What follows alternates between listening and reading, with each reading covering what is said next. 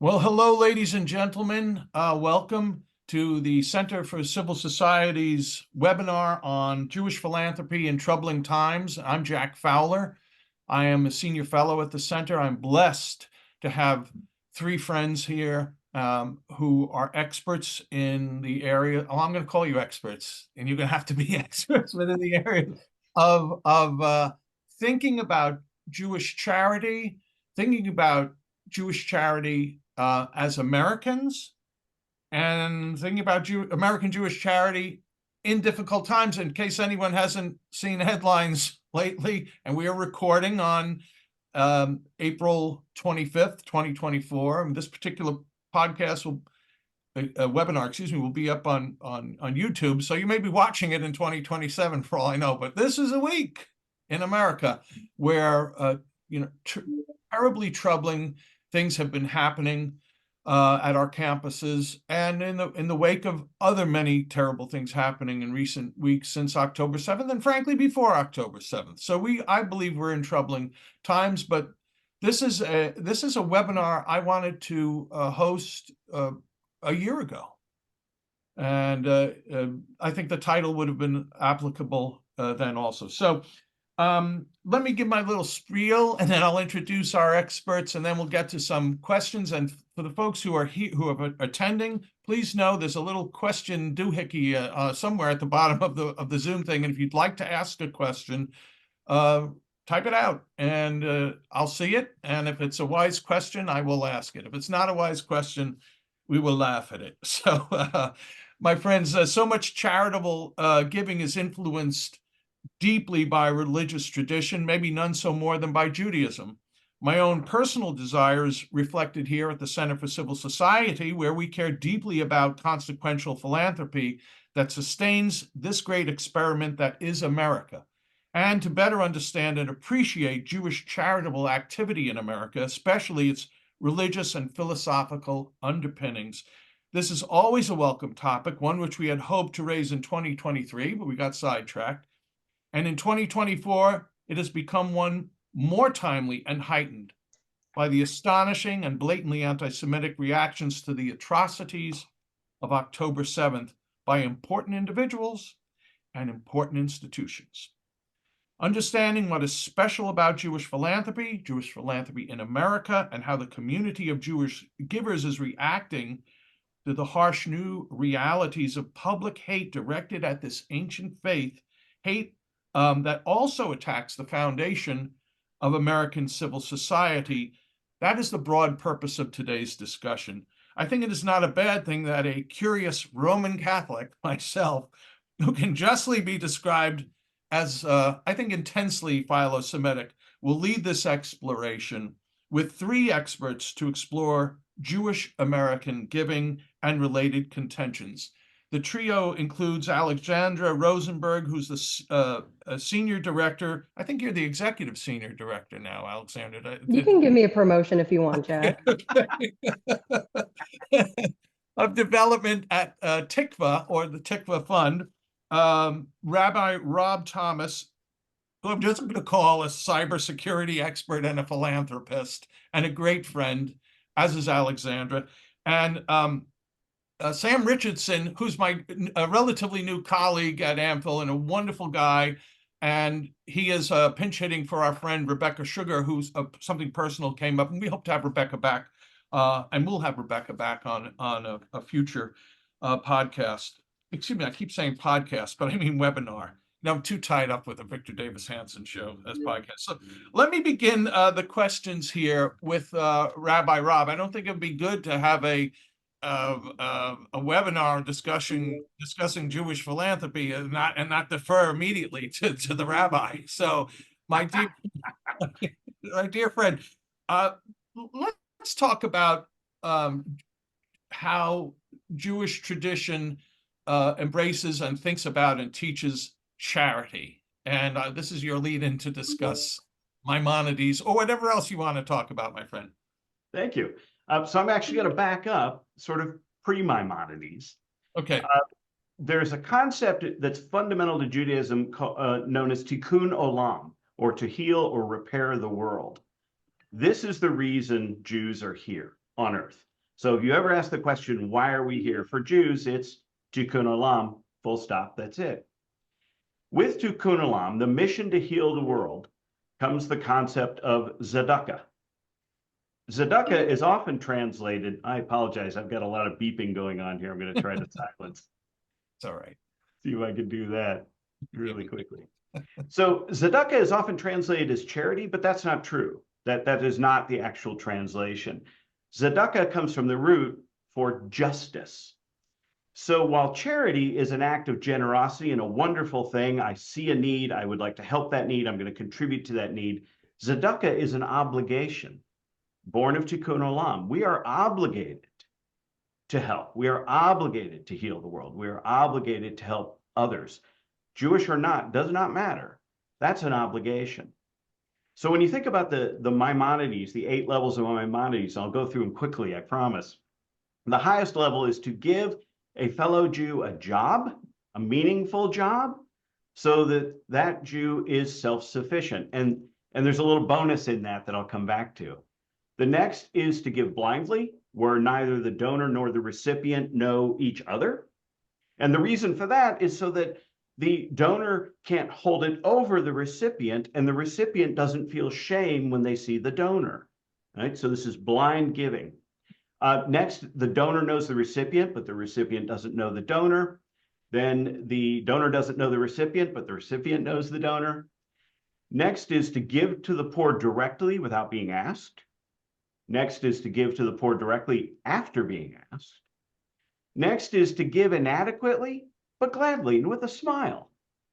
And last is to give unwillingly. The first one and the last one are the most important of the two because they teach us a valuable lesson. The first one is to give somebody a job so they're self-sufficient. The bonus prize to which I referred is that they can then give to someone. The whole idea is that if you think about Maimonides, you think about Jewish giving, it's a self-licking ice cream cone. The whole idea is that it grows on itself and continues to feed the community. The last one, giving unwillingly, might sound negative, and it is not. You're still giving. You're still giving. So as we say in Judaism, a good deed done for a bad reason is still a good deed. You're still giving, and therefore it is still acceptable, even if it is, shall we say, less favored than the previous 7. So again, just rewinding, it is born of tikkun olam, to heal the world. It is tzedakah, an obligation to do the right thing, justice. Having said all that, I will say that in my conversations with Jewish philanthropists, I rarely hear these things mentioned. I don't hear Maimonides levels mentioned. People don't think about, I'm doing number 4. I don't hear tikkun olam mentioned. I don't hear tzedakah mentioned, although occasionally. I think it's because we just feel obligated to do it. We've gotten past the why are we doing it stage, and we're into the now we need to do this. Where do we go? What do we help? How do we pick a cause and get behind it? Rabbi, before I move on to Sam and Alexandra, and we'll get into soon an American influences and Jews giving as Americans. What about the numbers? So I'm going to reveal something here. The rabbi is a good friend of many places, including where I used to work, National Review and National Review Institute. And many years ago, a donation came, and let me tell you, if somebody gave $1,000 to National Review, you would name your child after them, at that time. But somebody gave a check sent in a donation for $18,000, and I was like, this is 18 times more than $1,000. But that's a strange. What's with the 18? So would you explain to those of us who are a little ignorant of the meaningfulness of may I call it numerology? I may be wrong in that. Explain that for us, please. Certainly. So gematria is the translation of Hebrew letters into numbers, and the numbers then have symbolic meaning. So the number 18 is chai, or life. So the meaning for us is very important because we're a people of life. We're always looking to augment life, improve life, save lives. So we like to give in tranches of 18, 36 onward, as an indicator that it was a gift born of Judaism and also a gift that ideally will further a life. Okay, thank you. I feel less ignorant right now. Sam, do me a favor and follow up maybe on a point that Rabbi Rob was making about the continued or the lack of influence of, say, the ancient teachings of Maimonides, or even any, biblical Old Testament, we call them as Catholics, Old Testament teachings that influence charity. What are your does religion, does theology influence Jewish giving in 2024?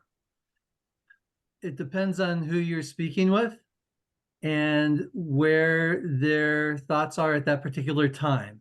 To be a stereotype, I have 3 opinions all on my own. But looking back, we can see that certainly there has been a change over the centuries in the composition, the warp and woof of American Judaism. And certainly over the last 6 months, there has also been a change. And with each change comes different priorities and slightly different values. But I think it still holds that, yes, the Torah, Deuteronomy chapter 16, justice you shall pursue, tzedek tirdof, is something that for even those of less observance, it's an important concept that we not only have a desire to live in a world that is just, but that we participate in building that world which is just. There's a concept of the 7 Noahide laws that are applicable not just to Jews, but to all of humanity in order to have a civil society. And one of those things is to have courts of justice, in order that people should be both held accountable as well as be exonerated for things that they are maybe accused of, but they should not be held accountable because it wasn't their fault. There were extenuating circumstances, or they simply were accused wrongly. And along with that, of course, is tending to the needy, to the stranger, to the widow, to the orphan. And those are human issues, not Jewish issues. But we have been blessed to have a tradition that teaches us we are to be, as the prophet said, a light to the world. And one of the things that has been very much a blessing for American Jewry is in the process of being blessed to be here in this unique country, that city set on a hill. We have also been able to be a model to other communities of being that light and building that justice. I hope that answers your question. Yeah. Well, I'd like to follow up on that, Alexandra. First of all, would you explain Tikva, and how do I call it Tikva, but it should be Tikva Fund, correct? We Or often not. call it Tikva. Tikva is an educational center. We're based out of New York City.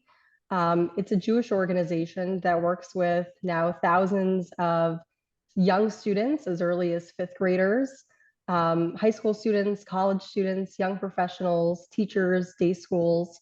Our core purpose is to strengthen American Jewry through education. Part of that is done through what we call Tikva Ideas, which is essentially a think tank that focuses on Jewish, American, Western ideas and sort of the intersection of those concepts. And the second part of Tikva focuses on actually educating young Jews, teaching them the foundations of Zionism, the foundations of the Hebrew Bible, the American Jewish experience, and how all of those things intersect. And as Sam said, it's very much done in a vein of recognizing that Jews were born to be a light unto the nations, that there's this intrinsic connection between the Jewish community and between America that goes back now hundreds of years, and teaching young Jews from an early age about their inheritance. Alexandra, you engage with Jewish philanthropists. And as we properly understand the word philanthropist. I mean, technically, you and I, all of us here are philanthropists in a way. Some of us just have, Yeah. we put more zeros before the decimal point than others do. But on the, I think we'll conclude the philosophy, theological part here. But when you are talking to Jewish philanthropists today, do you sense any hearkening back to the Torah, to Maimonides, to things religious that are the impulse for them to give? As Sam said, I think it really depends. The Jewish community in America, especially, is very diverse. I think that the idea of tzedakah, of charity, of tikkun olam, of repairing the world, is imbued in Jewish culture, regardless of your religious observance. And so you see Jews that are very unaffiliated or Reform Jews who have this deep sense of charitable giving, of the need to serve the community, to give back, both to the Jewish community and to other American institutions that have served them. I think for Orthodox Jews, the tie back to the biblical reasoning is very explicit. We have a concept, just like Christians do, of tithing. And Orthodox Jews take that very seriously. 10% of your income goes towards charity. It's not viewed as your own money. It's viewed as God's money that you're a steward of and that you distribute. So I think the origins of Jewish charity and Jewish versions of, justice and righteousness, of course, originate in the Bible. I think a lot of American Jews today are sort of unaware of that, or don't necessarily focus on that. They focus on more of the cultural aspects, that in Jewish summer camps, even those that are very secular, there's really a concept of serving your community, of giving back. And we see that throughout all of Jewish philanthropy. Well, let's get into things America. And I'd like all your opinions on this. I'll make a little spiel first for myself that I find the most motivating document in America's history is not the Declaration and not the Constitution, as obviously as central as they are, but is Washington's letter to the Hebrew congregation of Newport. So quickly, Rhode Island becomes ratifies the Constitution. The newly elected president, George Washington, somewhat newly elected, he wouldn't go to Rhode Island until it ratified. He does visit, and knowing of the visit, the Hebrew congregation there writes him, and he responds back. And I think the most beautiful piece of writing in our history, but one that really encapsulates what America's exceptionalism is and greatness is. And I'm not going to read the letter, except a part that is familiar to many people. I don't think familiar to most people, but he concludes his letter. First of all, he talks about a difference between toleration and just like, we're not supposed to be tolerant. We're supposed to be more than tolerant, right? We're supposed to let people worship and act as they want, pursue happiness. Tolerance implies that, there could be intolerance. Anyway, he concludes his letter. He writes, "May the children of the stock of Abraham who dwell in this land continue to merit and enjoy the goodwill of other inhabitants, while everyone shall sit in safety under his own vine and fig tree, and there shall be none to make him afraid." Because this is now a very important piece of American history, because we are living at a time right now where there are people who are trying to make others afraid. That said, does Washington's letter to the Hebrew congregation, does it have currency? Does it have relevance within the American Jewish philanthropic community? Is it something that is it quaint? Do people even know it exists? What's its influence? Sam, why don't you talk about this a little bit? Sure. Something that people often don't know about this letter is that Washington demonstrates his ability to learn from others, which is, of course, a very high Jewish value, that everyone should be your teacher. And he didn't pen these words out of thin air, that he had been in dialogue with Jewish friends, with the text, And he actually, some of the phrasing here can be traced back to a dialogue in letters that he had with members of this very congregation. So he's acknowledging their own truth and values and place in American society, which I think is something that we haven't always seen with American leadership through the centuries, but is one that certainly today American Jews appreciate when their leaders acknowledge their place and their value. We've had statements by contemporary leaders since October 7th that have been variously very encouraging and affirming, and then on the other side, not so encouraging and affirming. And so when we look at our leadership, and of course we just had the passing of Joe Lieberman, may he rest in peace. And he was one of those leaders that we as American Jews look to as somebody who is living that public life of openly Jewish and yet fully American.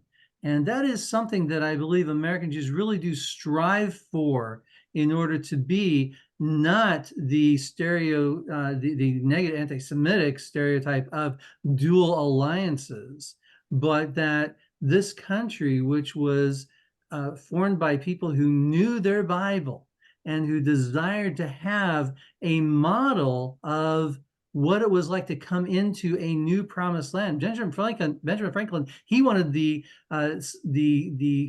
symbol of the United States to be the spies who went in, coming back carrying on their shoulders the grapevines from the land. And he was, of course, overruled, and we got the bald eagle, and that's okay. But my important point here is that as Jews, we view ourselves as part of the entire story from beginning through the current day. And though we do look towards Israel as our home, and with that special connection, I hope we get to talk about charities who do that very well. It's also of most import to note that we are fully American, and our desire is to support those institutions which have allowed Jewry to flourish in a way like no other place in the world. I think I got away from your question. No. That's you're exactly where I hope you'd be, Rabbi Rob. I hear you're patriotic. You may have even been on the front line of America's defense, and you don't have to talk about that, but tell me, picking up on this point about our history as a nation and its embrace at its very beginnings of exceptionalism, and how that ties to the children of the stock of Abraham, in the words of Washington. Any thoughts on that as a patriot? Well, certainly. I think it does speak to America's exceptionalism, as you mentioned. Jews had not been citizens of their place of residence since the fall of the two kingdoms. And lo and behold, in 1790, a great leader says, "You're welcome here. You're welcome as equals. You're one of us. You're you, and you're one of us." And then Napoleon Bonaparte would do the same in 1791, but he would say, "You're welcome here. You're one of us. Don't dress like that. Don't act like that." So you could say, well, Napoleon, liberté, égalité, fraternité, but not so much. George Washington, 100%. I think this does resonate. Outside of Israel, I would say that the United States has been the safest place for Jews to raise a family, to start a business, to thrive, to rise, to fall, generally without influence from the outside, because we're Jews. Now, there was a period in the 20s where they set quotas at universities for students as well as professors. Can't have too many of us there in that period. But generally, it's been really good for us. And I think it's allowed us to thrive. It was Simon Schama who said, he may have been quoting somebody, "Jews are never more than 1 or 2 generations away from being kicked out and migrating again." The United States broke that cycle. Again, that's it, as an American, as a veteran, I'm intensely proud of that. And of course, it doesn't just stop with Jews. We've been welcoming to all who've reached our shores. And it's remarkable that this country has that story to tell that is unique in the world.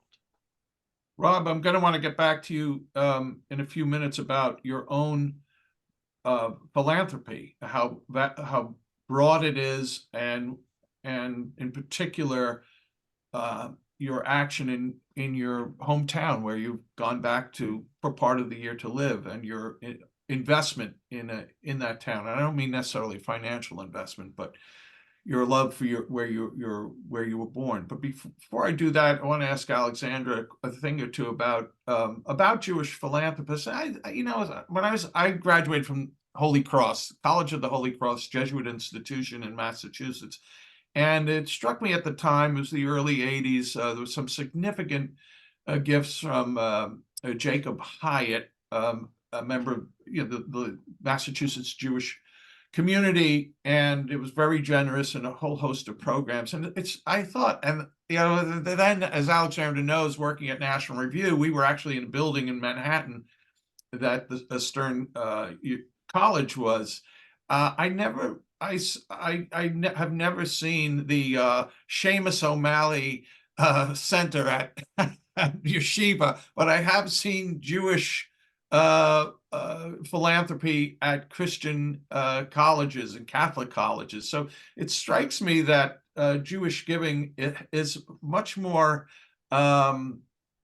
what's nonpartisan in a religious sense, not secular either, but broader. Anyway, what do you sense of Jewish giving to other faiths? Do you sense that at all? I mean, in your dealings, in knowledge of other philanthropists?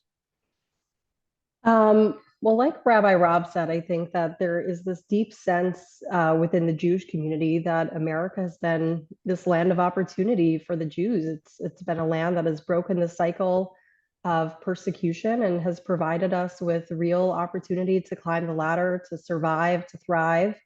So of course, there's huge amounts of philanthropy coming from the Jewish community to various American institutions, the universities, for example. I'm not aware of a huge amount of Jewish philanthropy going to, Christian organizations per se, or other faiths, certainly hospitals, major institutions that have a sort of humanitarian purpose or an educational purpose.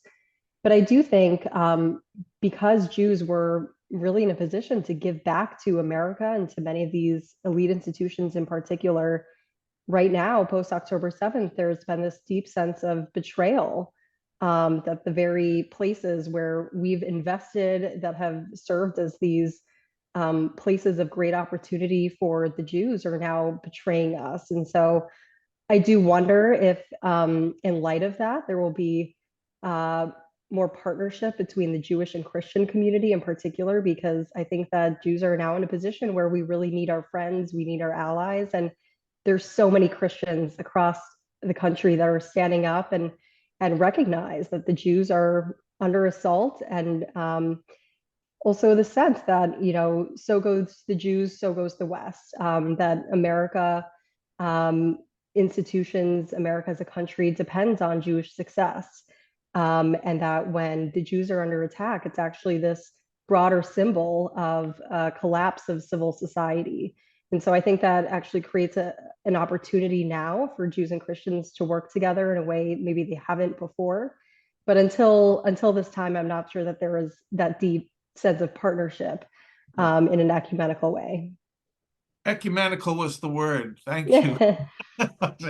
I'm going to I'm going to ask Rabbi Rob now, but following that, Sam and Alexander, I'd like to get some of your thoughts about some of the Jewish nonprofits and philanthropies that are doing a great work in America and internationally, if you want. But before and then we will get on to that.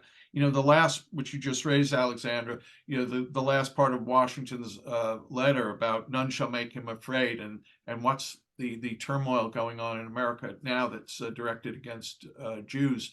But Rabbi Rob, you have a broad love. You love many things, and you're so generous in so many ways.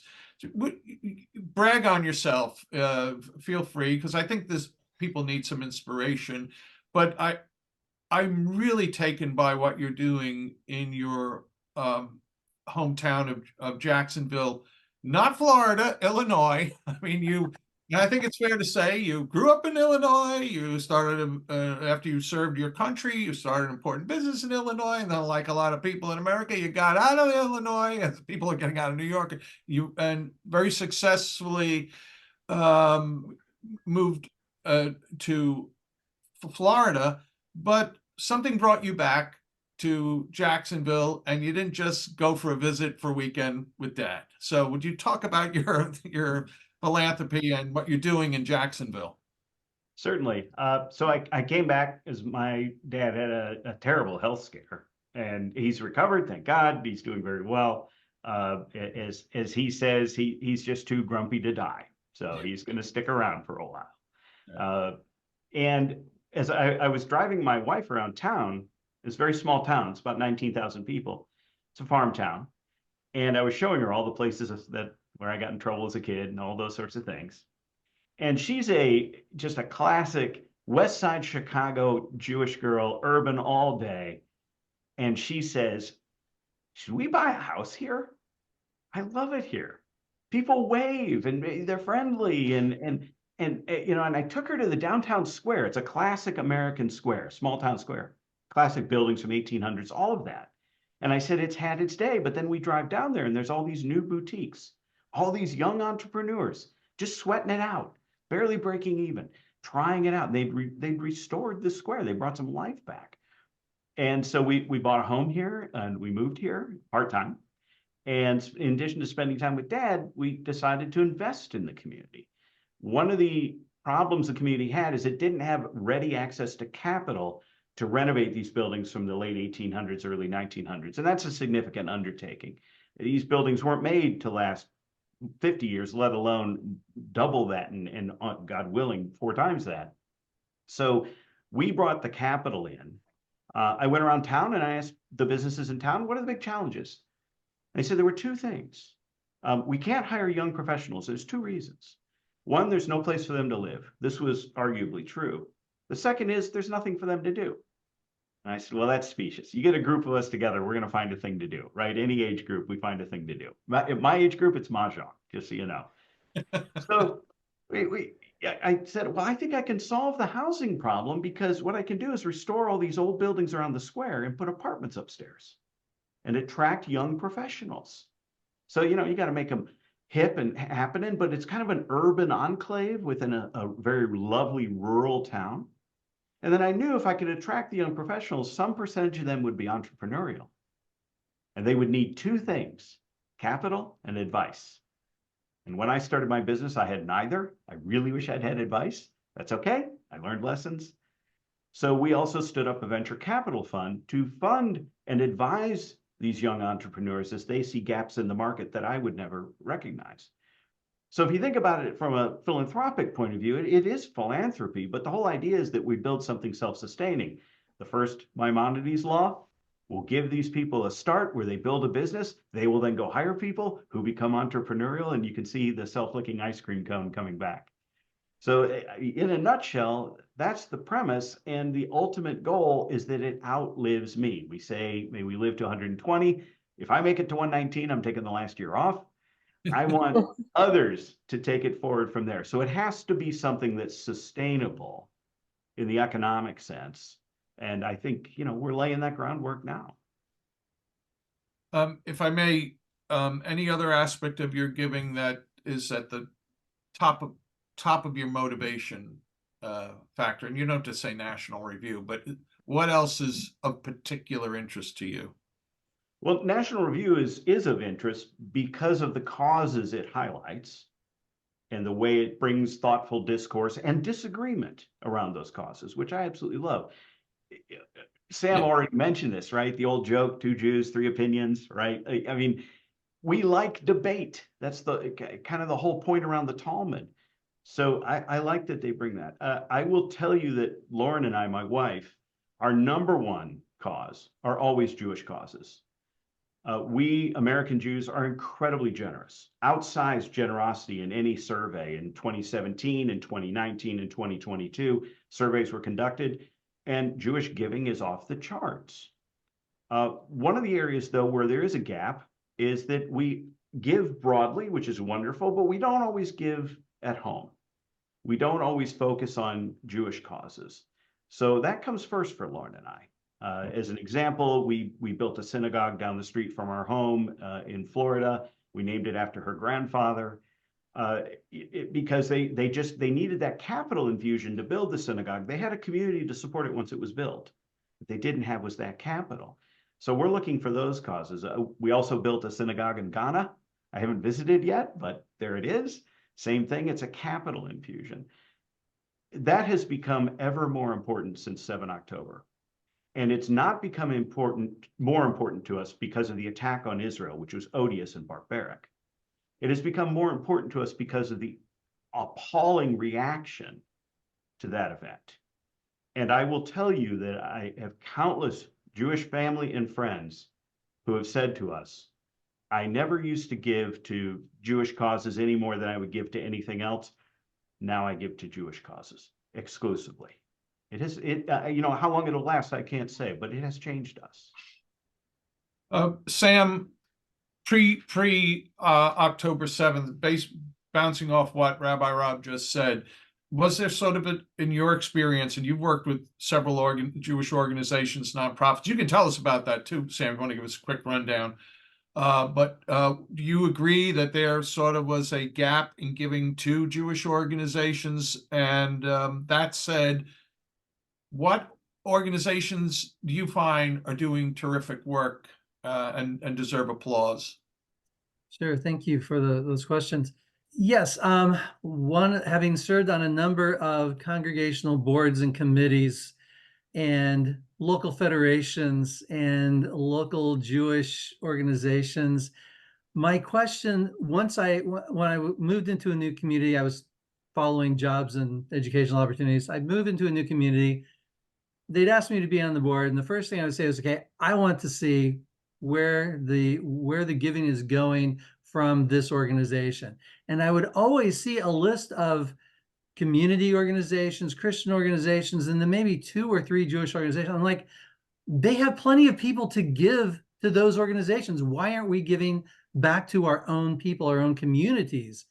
And interestingly enough, more times than not, the answer would be, we want the non-Jews to know that we are part of the community. We're afraid that they think we will isolate ourselves, and then they will isolate us. So those memories of the not so great times in the United States, which are fewer than the good times, but still the negative memories going back generations are still up in front. Right. We don't want to appear to be other, and so we actually try to outgive non-Jewish causes, and then our own causes tended to fall behind in some ways. That has changed in Jewish giving since October 7th, and it's changed, thank God, in non-Jewish giving to, as Rabbi said, to focus more on Jewish causes. How that's going to turn out in the end, I don't know.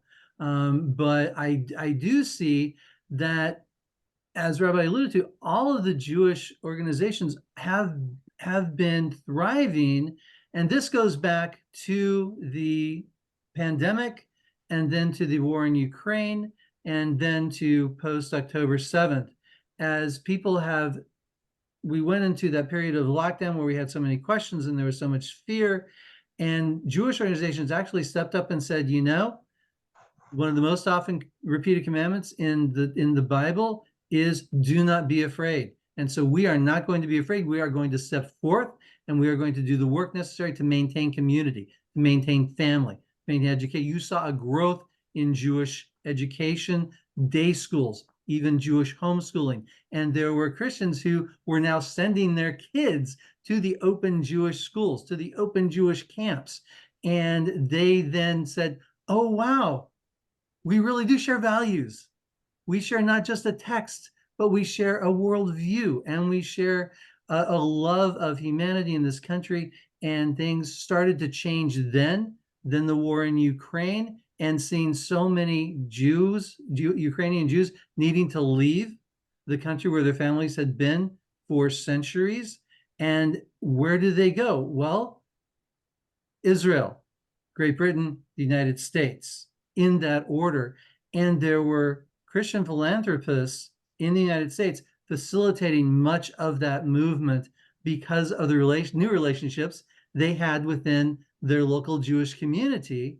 And then coming to post-October 7th, even in Central Virginia, where we don't have a huge Jewish community, I have had countless numbers of Christian friends call me, come up to me, how are you doing? What can I do? Where should we be giving?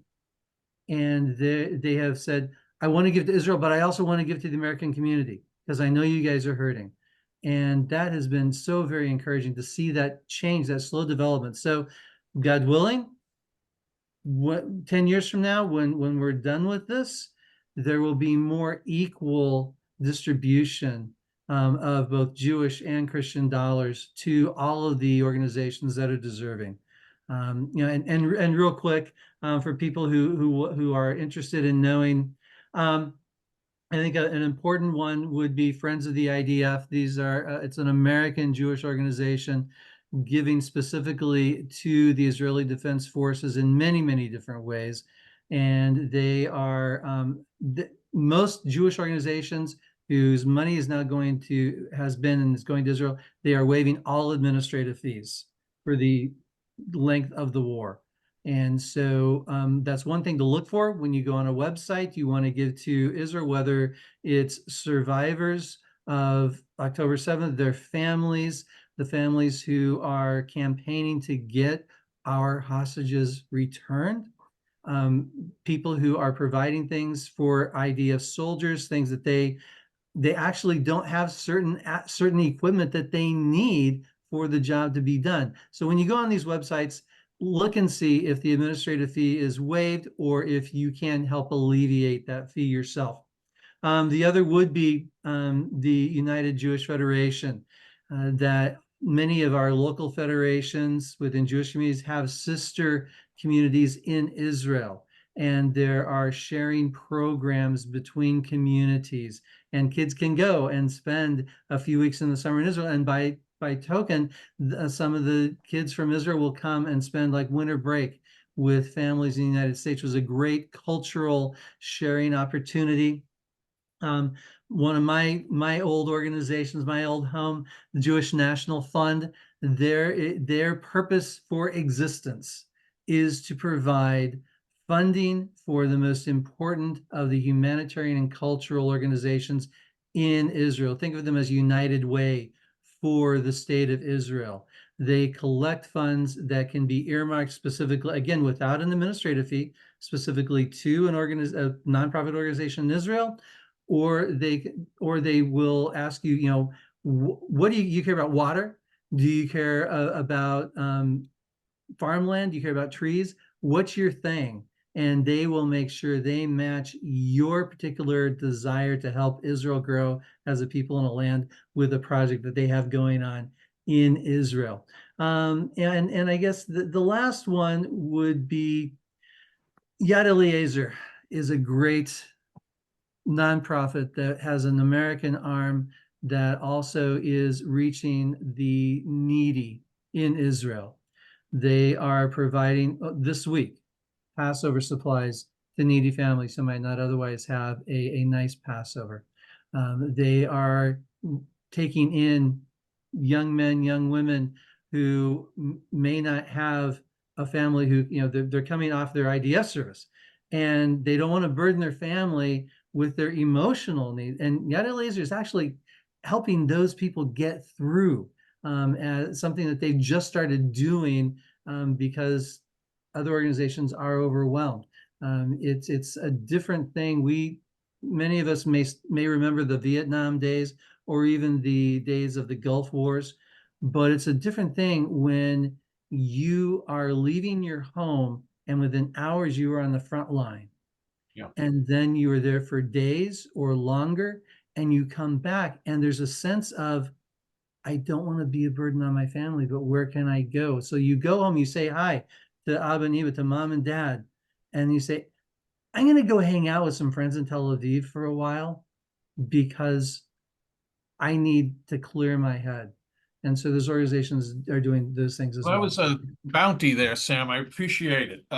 Alexander, I don't know if you can top that or if you'd want to top that, but let me ask you, if you don't mind, personally, you and your husband, your own world, I mean, you give. Is there anything that is of particular interest and affection that you have?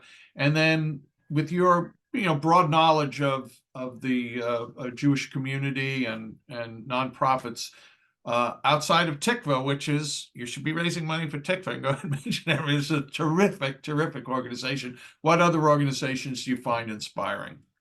Yeah. So in my personal philanthropy, I don't think this was mentioned, although Rabbi Rob mentioned it also in his own personal philanthropy, but there is a concept, I think, that originates in the Talmud of you give first to your community, to your local Jewish community. And so as we think about our philanthropy, our number one cause is our synagogue, where my husband goes to pray every single day. We're there every weekend with our kids. The synagogue does a tremendous amount for our community, for our family, and that's really the number one cause for our own charity. Beyond that, we also give to Tikva. I work at Tikva, so obviously I feel very passionate about it, but I give back to it as well. And I think it speaks to a real philanthropic priority that we have, which is Jewish education.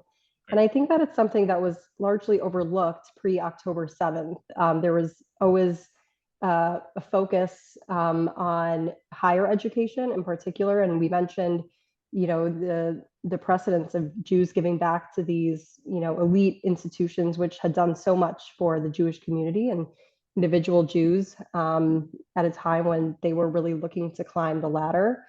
But I think we've largely overlooked smaller Jewish educational organizations like Tikva, but also like Jewish schools. Jewish day schools are an incredibly important institution that are educating our next generation and providing a tremendous service. And as we look around at all the craziness on today's college campuses, it's really disturbing to see that at these rallies, at some of these anti-Israel protests, there's always a contingency of Jewish students who are very anti-Israel, and they seem to frame it as an expression of their Jewishness. And I think it's a perversion actually of their own Jewish values. And that all stems from a lack of Jewish education. And the more that philanthropists can focus on educating Jewish values, Jewish virtues, the Torah, the Hebrew Bible, and a fundamental connection to Israel, including getting kids to Israel via organizations like Birthright and Chabad and so many other organizations that actually get families, get children to spend time in Israel and to really cultivate this connection to Zionism and the connection to the land. That is all incredibly formative for a child's Jewish identity. And I think what we're seeing in this country right now is a real crisis of education, of kids not understanding what it means to be a Jew. And so that's obviously a huge focus of our work at Tikva. I'll also make mention that just several months ago, Tikva announced that we're launching a new school on the Upper East Side, Emet Classical Academy. We know that the Christian community has done a phenomenal job over the past several decades, sort of bringing in an awakening of the classical education movement, which has not happened so far in the Jewish community. And so that's been a big project of Tikva to sort of copy and paste that same model that the Christians have been fabulously successful with, of bringing classical, traditional education, but infusing that with Torah values, with the Hebrew Bible, with Zionism. And so the first big experiment in that will be Emet Classical Academy, a classical prep school on the Upper East Side, which we're launching this fall. And it's been very interesting because a lot of the students that are applying to Emet are actually students who are coming from these very, very elite New York City schools, places like Fieldston and Dalton and Columbia, where the parents were paying a fortune in tuition. They were expecting a very rigorous, serious academic education. And they came to discover that those schools represented something so antithetical to their own Jewish values. They were hostile to the Jewish people. They were hostile to Zionism and to Israel. And so I think it's an important moment of, really investing in Jewish education. And I hope that a lot of the philanthropists that are now pulling their funding from the universities can reroute their philanthropy to Jewish education. Go Go ahead, ahead. Alex. No, finish. I'll just make mention of one other organization, which we just started giving to post October 7th, but I think they're doing incredibly holy work. And that organization is Zaka. It's primarily a search and rescue organization based in Israel. They also do incredible humanitarian work, but one of the focuses is to make sure that Jews that were killed post October 7th during the attack received a proper burial. And you can imagine the aftermath of the Nova Music Festival, where so many hundreds of kids were burned and shot in the most barbaric way. And religious Jews that were part of this organization were actually going through to ensure proper treatment and respect of body parts, searching for missing people in Israel. And they've even done a lot of international work. And that building in Miami Beach was destroyed or came crashing down a few years ago. Zaka was on the front lines searching for victims for weeks. And so that's an organization that my husband and I started giving to post October 7th, and I think we'll continue to give to. Well, we have, I think, 8 minutes left, and I'm hoping we conclude before the sun totally encompasses my face here. Next time I do a webinar, I got to pick a different seat.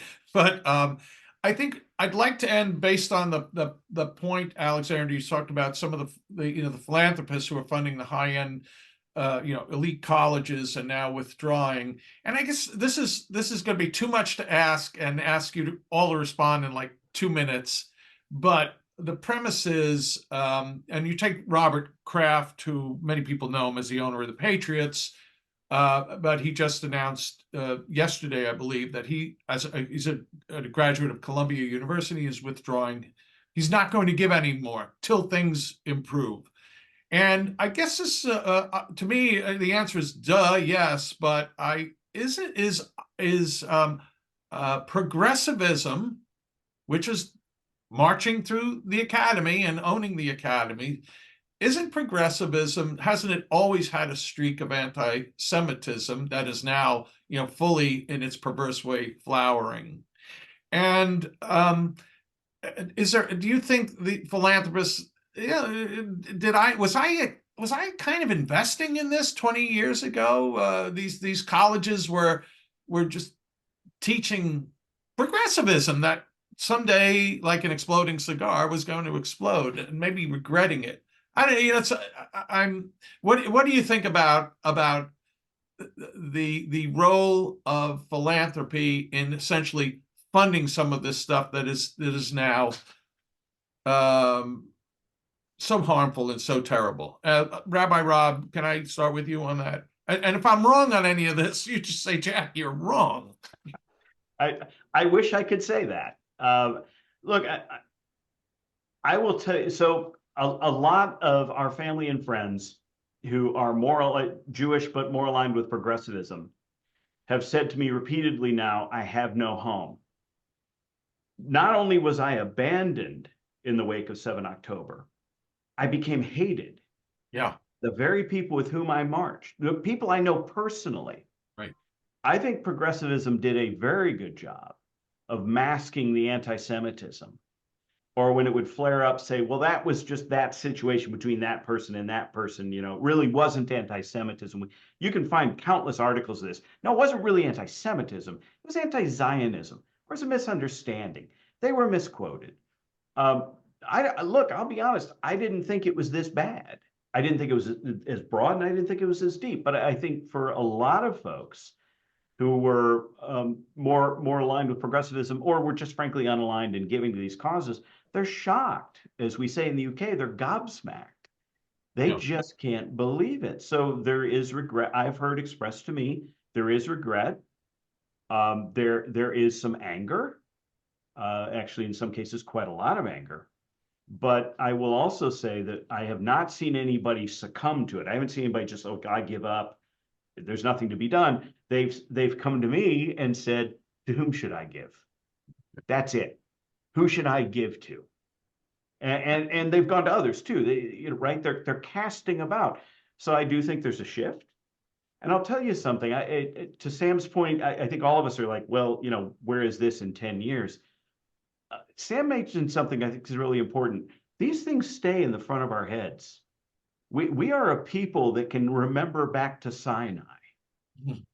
And I think this is a fundamental shift. I do. And I can be proven wrong. But I'll tell you what, the anger is one thing that subsides. The realization is another thing. And that becomes wisdom. I think we've seen a shift. Alexandra, on that point, would you comment? And we have 2 minutes and then 2 minutes from Sam, and then we have to say goodbye. I think there were sort of two groups of Jewish philanthropists. There were a cohort of Jews who were giving to these universities unaware, and many of them were progressives themselves. And to Rabbi Rob's point, he brought up this idea of tikkun olam, to repair the world. That is it's a very much a Jewish value, but it's, I think, been sort of hijacked by many Jewish progressives to mean their version of social justice, where their expression of Judaism was really progressivism. And so to an extent, they were aware that these universities were extremely progressive, but they weren't bothered by that. And for those people, the shock of October 7th and the subsequent reactions was this deep sense of betrayal. How come the people that I've aligned myself with, that I've marched with, at these BLM marches, and my parents marched with, for the civil rights movement, how come they've betrayed me as a Jew? I think there was another group of Jewish philanthropists that long recognized that intersectionality and DEI was bad for the Jews. And for those people, there was a debate. Should we focus our efforts, our philanthropy, on repairing the existing institutions and trying to work with people like Professor Robbie George and build Jewish oases at these universities and strengthen the Hillel and the Chabad on campus and try to make sure that for all the kids going to these schools, there would be, first of all, safety, but an opportunity to flourish in the same way that our parents and grandparents had? Or do we build new institutions ourselves? I think UATX is an excellent example of that. Right. So many people, so many philanthropists saying the moral rot that we're seeing at these universities cannot be repaired, and it's time to build anew. I think more people are in that latter camp post October 7th. But people had different reactions based on, I think, their predispositions before the war started. Thanks, Alexandra. Sam, you're going to get the last word here, and then I'm going to give my thanks to all. Thank you. And let me just, as a professional student, as my mother calls me, who has too many degrees that are not worth the paper they're written on, but I experienced the anti-Semitism through the progressive agenda from the early 2000s, clear until I finished my last degree at UVA in 2017. And every time I mentioned it, I was told, well, just keep your head down, or you just said the wrong thing, or you don't know how good these people are. They just don't understand. No, it's systemic, it's intentional, and it's actually, they know exactly what they're doing. And unfortunately, the people who wanted to believe otherwise were able to talk themselves into naivete. And I totally agree with Alex that there's some wonderful things going on today that, God willing, will flourish, and we will have a fantastic actual educational alternative for Jewish and Christian and secular students who actually want an education without the indoctrination going forward. Thanks. Well, I'm going to write a piece for Philanthropy Daily, which is the publishing arm of the Center for Civil Society, on the great stuff that Rabbi Rob Thomas is doing in Jacksonville. And Alexandra, I commit to doing the same about the new school on the Upper East Side. So I'll be in touch with you about that. And Sam, thanks so much for joining us. Rabbi, Alexandra, you've been terrific. Give to Tikva, right? Can I say that, Alexandra? Please. Give to Tikva. And thanks all for joining us today. Joe Garect, the new CEO of the Center for Civil Society, and Jacob Bucko and Caitlin Nacera, my colleagues who helped make this possible. We thank you all, and we will be back soon with another webinar from the Center for Civil Society. Thank you. God bless. Thank God bless you. everyone. Be well.